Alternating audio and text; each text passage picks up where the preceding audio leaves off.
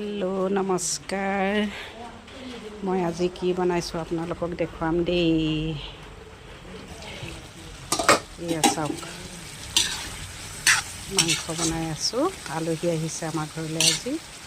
মাংস বনি আছে, ব্ৰইলাৰ আৰু আলু। এইফালে ভাত বনালোঁ, নুজুৰিব বুলি আৰু এটা কুকাৰ বহাই দিলোঁ।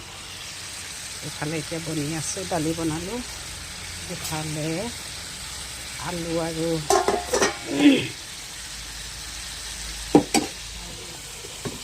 আলু আৰু পটল, এইফালে ভেন্দি আৰু আলু ভাজি পূৰা বনি আছে আৰু খানা।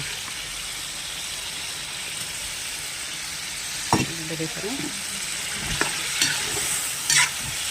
ঘৰৰ আলহী নহয় বাৰু, এজনীয়ে আহিছে, মোৰ ভনীয়ে হয়, আমাৰ ইয়াতে থাকে।